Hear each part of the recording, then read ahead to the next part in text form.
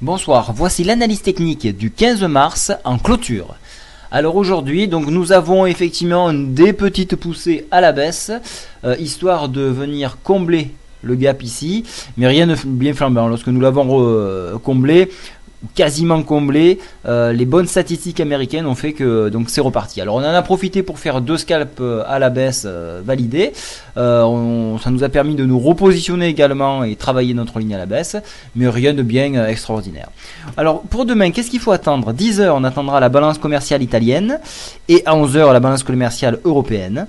13h30 les indices des prix à la consommation en enlevant l'alimentaire et l'énergie, les énergies principaux.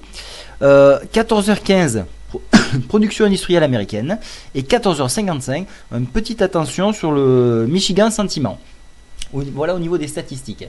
Alors au niveau graphique, qu'est-ce qui s'est passé aujourd'hui? Pourquoi on a eu cette poussée à la hausse? Alors je vais vous montrer quelque chose, parce qu'il y a tout à une explication. Si on passe en hebdomadaire, et même si la journée de vendredi n'est pas finie, on peut remarquer, et là c'est tout frais, c'est tout neuf, le super trend haussier en hebdomadaire qui est en train de faire son apparition. Voilà pourquoi on a eu ce regain proche de la clôture, au dépassement. Regardez ici en plus, là, au niveau du milieu de partie supérieure de la fourche des Andrews. Donc ce phénomène-là a entraîné une petite poussée qui a permis de casser le super trend baissier ici et le remplacer par le super trend haussier. Voilà, ça c'est pour le petit détail. Au niveau donc maintenant journalier, que se passe-t-il et comment jouer l'indice parisien? Alors, nouvelle poussée haussière, rien ne laisse entrevoir une baisse pour l'instant. On a toujours 3 gaps ici à couvrir. Donc alors, que faut-il faire? Donc voilà, donc alors au niveau des indicateurs, donc ça c'est très important.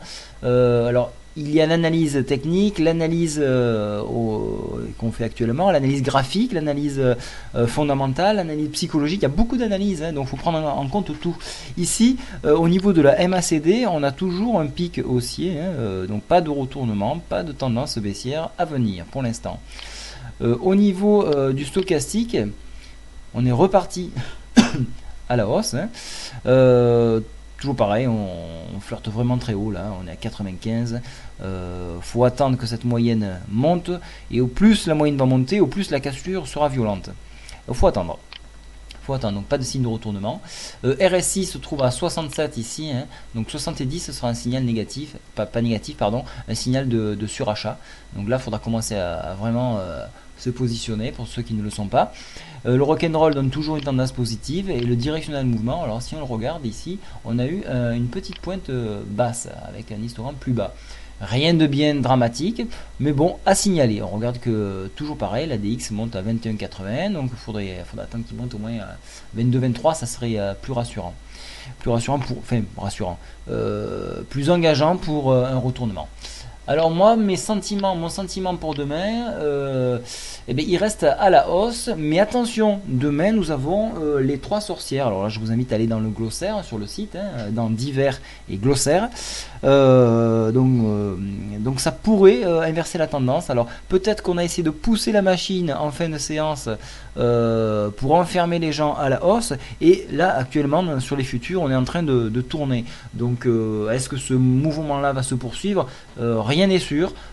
Attendons demain. Moi en tout cas je ne joue pas la hausse, je travaille ma ligne à la baisse comme j'ai fait aujourd'hui. On dégage des plus-values, on les repositionne et ainsi de suite. Voilà un peu ma technique actuelle. Voilà, je vous souhaite une très bonne soirée. Au revoir.